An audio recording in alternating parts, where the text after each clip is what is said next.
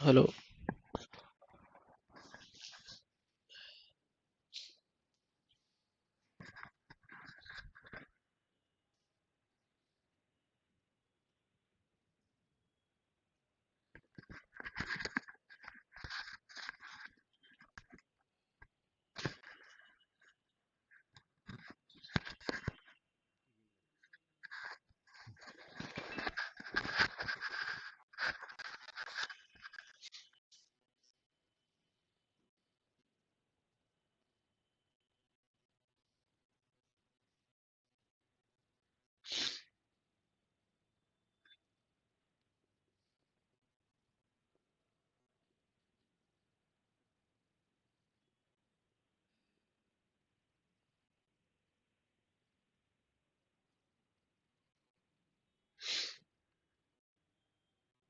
अभी इनको एक्सप्लेन करेंगे सभी को, है ना।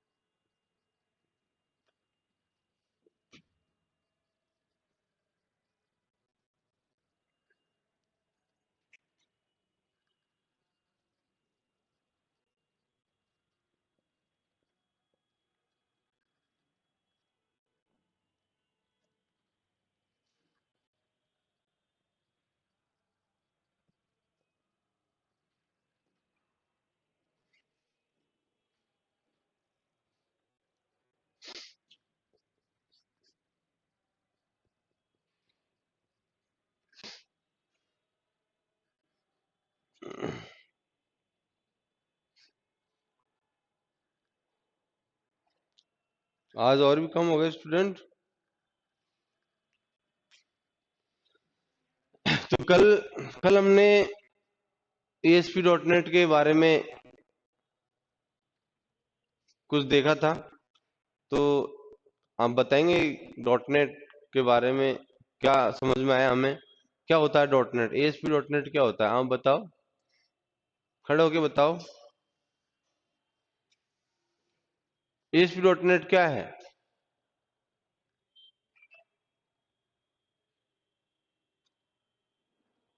कल कुछ पढ़ाया था ना हमने, कुछ समझ में आया कि नहीं आया? आया था। चलो बताओ क्या है।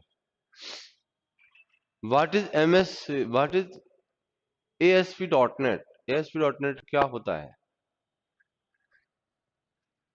जो भी आपकी समझ में आया था वो बताओ। डरने की क्या बात है इसमें?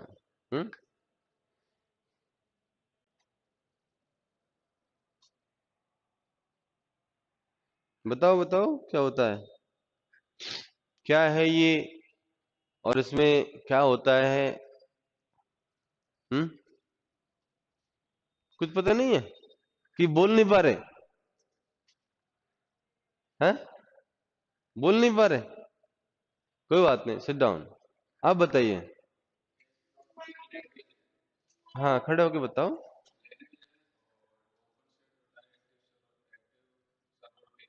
ओपन सोर्स पे काम करता है।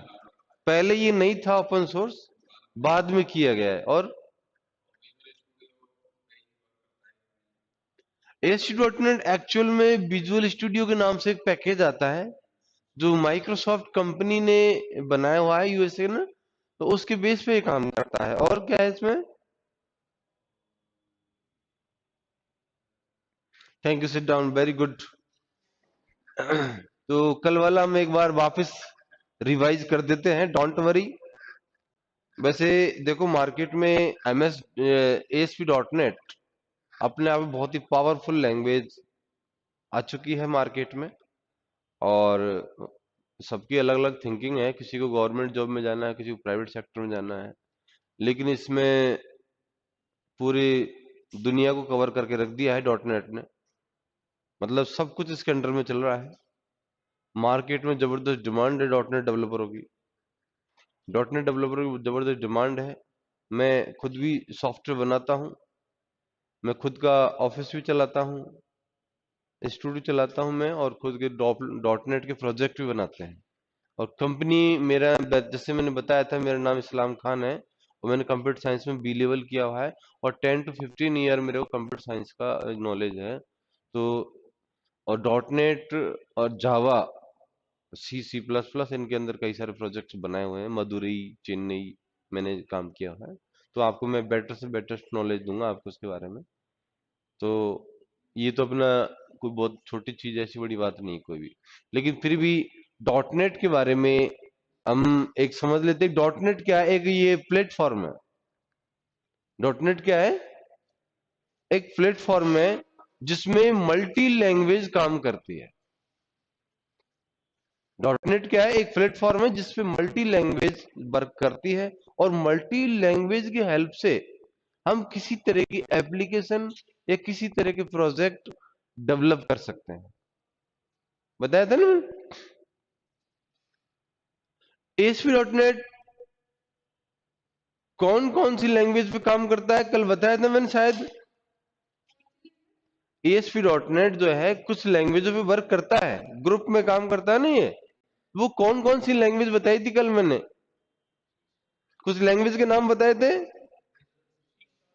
सी शार्प। सी शार्प एक्चुअल में, हाँ, एक तो सी शार्प था, और एक, हाँ, जे है से, इसको जे शार्प के नाम से जाना जाता है। मैं इधर लिख देता हूं इसको। एक लैंग्वेज इसमें आती है वीवी डॉट नेट। वीवी का मतलब होता है विजुअल बेसिक। मैंने बताया था आपको कि कल की क्लास में कि एक लैंग्वेज आई थी बेसिक के नाम से, 1979। किस नाम से लैंग्वेज आई थी? बेसिक के नाम से सबसे पहले लैंग्वेज आई थी, और उसका पूरा नाम था beginners all purpose symbolic instructions code. उसके बाद में उस लैंग्वेज को थोड़ा मॉडिफाई किया, एक क्यू लैंग्वेज, क्यू बेसिक के नाम से एक लैंग्वेज आई थी। Beginners, beginners all purpose, all purpose में डैश लगा के लिखना है, all dash purpose, beginners all purpose symbolic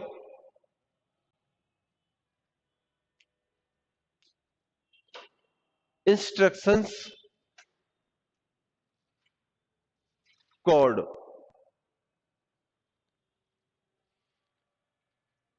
इसका जो प्रोफेसर थे, एक तो जॉन थॉमसन, एक जॉन बॉन के नाम से दो दो प्रोफेसर मिलकर लैंग्वेज बनाई थी। और आज भी ये डॉट नेट के जितने भी प्रोजेक्ट के बनते हैं, उनकी जो इनकम होती है, उनका कुछ पार्ट इन प्रोफेसरों को रिलेशन में या फैमिली में आज भी रॉयल्टी जाती है। जैसे जिसने सी लैंग्वेज बनाया, उसको आज भी उसकी फैमिली को रॉयल्टी जाती है। जितने भी डेवलपमेंट हो रहे, सी लैंग्वेज को सारी लैंग्वेज यूज कर रही है, आपको पता है। सी लैंग्वेज के बेस पे सभी लैंग्वेज चल रही है कि नहीं चल रही है। तो जितना भी वो उसके बेस पे जो काम हो रहा है, उसकी रॉयल्टी उसकी फैमिली को मिल रही है। रॉयल्टी आप समझते होंगे, रॉयल्टी के बारे में, रॉयल्टी के बारे में नहीं समझते, ये तो बहुत कॉमन चीज है रॉयल्टी, नहीं पता। मतलब एक कंप्यूटर साइंस से हटके चीज है ये थोड़ी। मैंने बोला है उनको, उनकी फैमिली को आज भी रॉयल्टी जा रही है, जिन्होंने बेसिक लैंग्वेज बनाई थी। तो रॉयल्टी का मतलब क्या जा रहा है उनके पास में, है पैसा। और पैसा, उसका जो प्रोजेक्ट्स होते हैं, जो इनकम होती है, उसका कम से कम 10% देती है गवर्नमेंट। बाकी और भी प्राइवेट कंपनी पे डिपेंड है वो कितना दे सकते। रॉयल्टी राइटर को भी जाती है। जैसे मान लीजिए आपने कोई बुक लिख दी कंप्यूटर के ऊपर, आपने कंप्यूटर साइंस में बीटेक कर रखा है या एमसीए कर रखा है, बीसीए कर रखा है, तो आपने कोई अच्छी सी बुक राइट डाउन कर दी। अब जितनी बार बुक सेल होगी, आपने बुक एक बार लिखी है, अब वो जितनी बार वो सेल होगी, प्रिंट होगी, वो पब्लिकेशन वाला आपको पैसा देता रहेगा। उसको बोलते हैं रॉयल्टी। ये सिंगर्स को मिलती है, एक्टर्स को मिलती है, जो एक बार जो मूवी बना दी, उसकी जितनी बार सेलिंग होगी, जितनी बार उसका इनकम होगी, उसका इनकम रॉयल्टी मिलती रहेगी उनकी फैमिली को। तो ये कुछ इस तरह के वर्क हैं। एनीवे, तो ये ASP.NET मल्टी लैंग्वेज के प्लेटफॉर्म है, जिसमें VB.NET मतलब विजुअल बेसिक के बेस पर जो प्रोग्रामिंग होती है, उसको VB.NET कहा जाता है। बेसिक एक लैंग्वेज आई थी, उसके बेस पर एक उसको फिर चेंज किया, क्यू बेसिक आया, उसके बाद उसकी लैंग्वेज को थोड़ा मॉडिफाई कर दिया, मतलब माउस के सिस्टम पे चलने लगा। बेसिक जो लैंग्वेज, ध्यान रहे, ब्लैक एंड व्हाइट मोड पे काम करता है basic language. Beginners all purpose symbolic instructions code, बहुत इजी लैंग्वेज थी, बहुत ही वेरी, मतलब बहुत स्कूलों में उसको सिखाया जाता था, आज भी शायद कई स्कूलों में उसको सिखाया जाता है फर्स्ट क्लास के बच्चों को। फर्स्ट सेकंड क्लास को आज एक लैंग्वेज सिखाई जाती है, लोगो, एक लैंग्वेज भी आती है लोगो के नाम से। तो वो लोगो को वापस बेसिक में चेंज किया। तो उसमें क्या इजी प्रोग्राम, स्मॉल दूसरी पांचवी क्लास के स्टैंडर्ड के जो बच्चे हैं, उनको ये लैंग्वेज के बारे में पता चले कि लैंग्वेज बनती कैसे है, काम कैसे होता है इन पर। एनीवे, इसके इसके बाद में जो लैंग्वेज है वो है C#। सबसे ज्यादा हाई लेवल पे जो प्रोग्रामिंग होती है वो इस पर होती है। हालांकि दोनों पे काम कर सकते हो, डिपेंड प्रोग्रामर पे करता है वो किस में सुटेबल है, किस में सुटेबल है।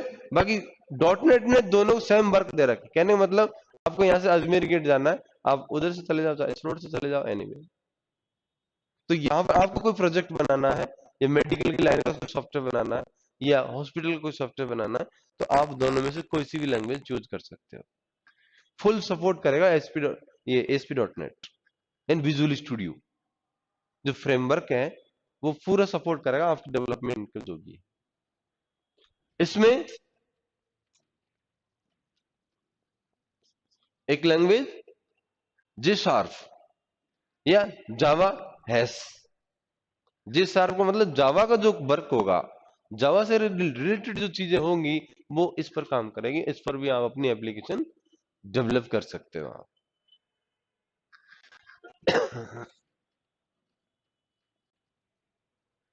वी स्क्रिप्ट, स्क्रिप्ट लैंग्वेज के बारे में जानते हो आप? HTML क्या है? एक स्क्रिप्ट लैंग्वेज है। HTML का पूरा नाम क्या है? Hyper text markup language. और ये कौन सी लैंग्वेज है? Script language.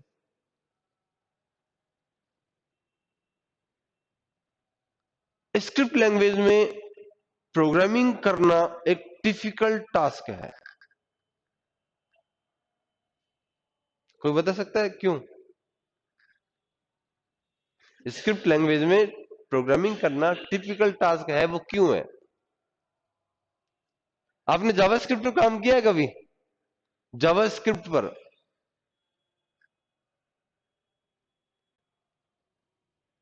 जावास्क्रिप्ट में है? सुना है इसका नाम, इसके बारे में। तो जावास्क्रिप्ट में क्या होता है कि आप कोई प्रोग्रामिंग करते हो ना, तो आपके उसमें एरर को शो नहीं करता। वो एरर को शो नहीं करता, प्रोग्राम रन भी नहीं होता। हाँ, आपकी एरर शो नहीं होगी, और अगर कोई गलती है तो वो दिखाई भी नहीं देगी। मान लीजिए आपने प्रोग्राम का बैकग्राउंड लिखा बीजी कलर और ग्रीन कर दिया। अब बीजी कलर की स्पेलिंग आपने कर दी COLOUR। अब आपने प्रोग्राम सेव करके रन किया, अब आप देखोगे उसमें कलर आया ही नहीं। अब आप प्रॉब्लम को खुद ही सर्च करो। अगर वो तो 4 लाइन का प्रोग्राम था, चलो वो सर्च भी कर लोगे। मान लीजिए आपने 1000 लाइन का प्रोजेक्ट बनाया, तो फिर क्या होगा? है, डिफिकल्ट टास्क हो गया ना। लेकिन फिर भी इसकी जरूरत पड़ती है, हमें करने पड़ेगी प्रोग्रामिंग। और हमें इजी, ये HTML या जावास्क्रिप्ट में जब प्रोग्रामिंग करोगे, आपको खुद को ही केयरफुल होकर चलना पड़ेगा। नहीं तो जितनी ज्यादा गलती करोगे, सही करने में आपको ही टाइम लगेगा। तो ये ASP.NET, जिसमें ये लैंग्वेज पर आप डेवलपिंग कर सकते हो। और ASP.NEट विजुअल स्टूडियो, विजुअल स्टूडियो जो है मार्केट में आता है, डाउनलोड कर सकते हो आप। 2010 visual studio, 2012 visual studio, 2015 visual studio, 2018 visual studio, इस तरह से इन्होंने डेवलपमेंट किए हैं। फ्रेमवर्क, इन विजुअल स्टूडियो के नाम और .NET फ्रेमवर्क का वर्जन निकाले गए हैं इन्होंने। 3.5 वर्जन 2010, 2012 4.0, 4.0 के नाम से, उसको वर्जन के नाम से जाना जाता है। ASP.NEट विजुअल स्टूडियो 2012, उसका जो फ्रेमवर्क है 4.0, उसका वर्जन। वर्जन का मतलब समझते हो ना? वर्जन तो समझते हो? जैसे अभी मोबाइल है आपके, एंड्रॉइड 11 का मोबाइल है, एंड्रॉइड 12 का मोबाइल है, मतलब क्या है इसमें? मतलब एंड्रॉइड कंपनी ने क्या है, थोड़ा और फीचर्स उसमें दिए हैं, और फीचर्स, थीम्स, स्पीड, अपडेशन दिया है। अगर नहीं देता तो फिर क्या करता, वो वही नाम रखता ना, एंड्रॉइड 10। अगर उसी कैटेगरी के मोबाइल बन रहे हैं तो एंड्रॉइड 10। तो ये वर्जन, इसी तरह हमारे .NET में भी वर्जन निकाले गए हैं। 4. .NET framework 4.0, .NET framework 4.5, .NET framework 4.5.0। अभी 5.0 चल रहा है मार्केट में। .NET फ्रेमवर्क 5.0 2015 पर ज्यादा वर्क हो रहा है। बाकी अभी उस पर 2019 तो उन्होंने लॉन्च तो कर दिया, लेकिन अभी सही तरह मार्केट में यूज नहीं हो रहा है, आया नहीं, मतलब या प्रोसेस सही नहीं कर पा।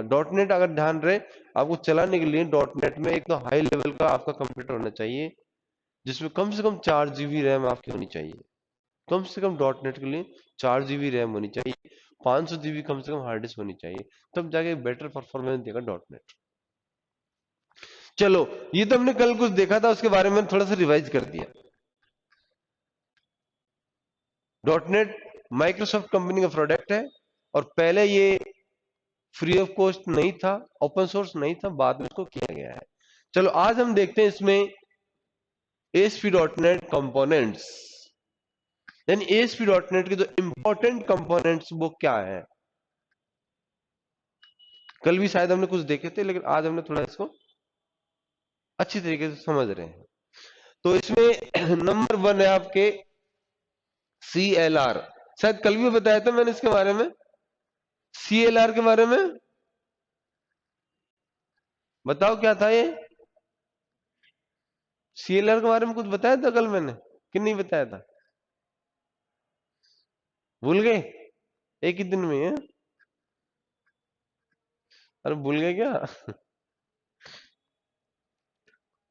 कॉमन लैंग्वेज रन टाइम, यानी CLR जो है, आपने देखा कि ASP.NET जो है मल्टी लैंग्वेज पे काम कर रहा है। मान लीजिए आपने C# पे कोई प्रोजेक्ट बनाया, अब उसमें आपको किसकी हेल्प लेनी है, VB स्क्रिप्ट की, तो उसकी कोडिंग और इसकी कोडिंग को मैच करेगा कंप्यूटर, मिला के चलाएगा कि नहीं चलाएगा। मान लीजिए इसकी कोडिंग अगर सपोर्ट नहीं करेगा, तो फिर आपके जो काम करना चाहते हो इसके थ्रू वो नहीं होगा। इसलिए CLR इसका first component, very important component है CLR, common language run time, यानी जो भी कॉमन लैंग्वेज होगी उनको फुल सपोर्ट करेगा रन टाइम पर।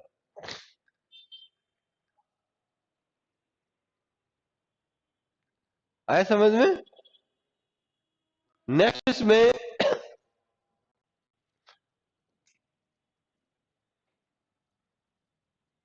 .NET फ्रेमवर्क क्लास लाइब्रेरी, यह क्लास लाइब्रेरी और इसको FCL के नाम से जाना जाता है, .NET फ्रेमवर्क क्लास लाइब्रेरी। दूसरा कंपोनेंट्स, यानी आप जितने भी माइक्रोसॉफ्ट विजुअल स्टूडियो में जो प्रोजेक्ट बनाओगे उसमें आपको बहुत सारी लाइब्रेरी की रिक्वायरमेंट होगी। सी लैंग्वेज आपने पढ़ा होगा, लाइब्रेरी में आपने पढ़े होंगे कि मैथमेटिकल फंक्शन होते हैं, एक फंक्शन होता है वहां पर, मतलब ये पावर नाम का फंक्शन होता है, सी लैंग्वेज में पढ़ा हो पावर नाम का, मतलब आपको सी के प्रोग्रामिंग में एक एक प्रोग्राम बनाना है, मतलब आपको कंपाउंड इंटरेस्ट कैलकुलेट करने का, और कंपाउंड इंटरेस्ट का जो फॉर्मूला होता है वो होता है P multiply 1+rate/100 power time -P, ये होता है। तो अब इसको आपको सी लैंग्वेज प्रोग्राम बनाना है, तो कैसे बनाओगे, यानी ये जो पावर सिस्टम है उसको कैसे लगाओगे आप, तो उसके लिए आपको क्या करना पड़ता है, वहां पर एक मैथ लाइब्रेरी लगानी पड़ेगी। क्या लगानी पड़ेगी? Math.H,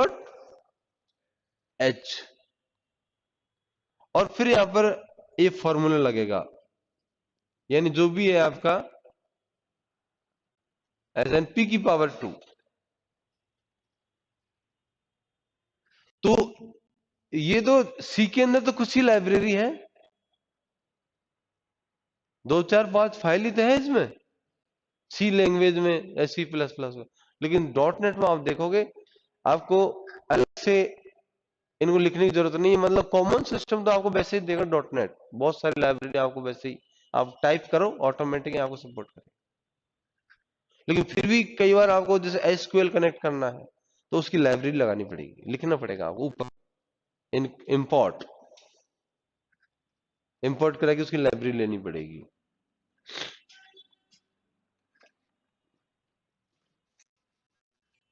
तो .NET FCL का मतलब फ्रेमवर्क क्लास लाइब्रेरी, क्लियर।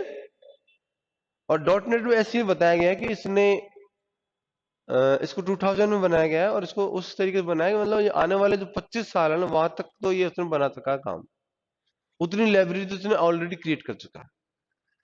अब जैसे जैसे और मार्केट में अपडेशन आएंगे उस हिसाब से और लाइब्रेरी बना देगा ये।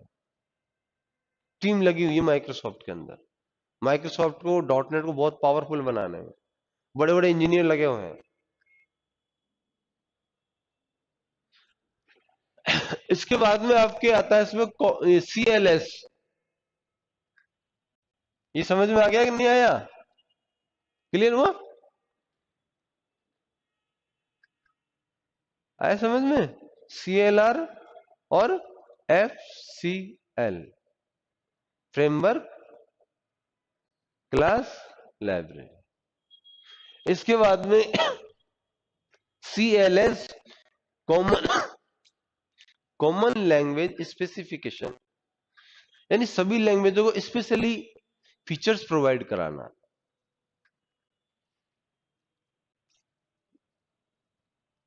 मतलब उसको फास्ट रन प्रोवाइड कराना, उसके लिए सर्वर की जो वर्किंग है, जो वो क्लाइंट की रिक्वायरमेंट है, वो सब कुछ इसको प्रोवाइड कराना।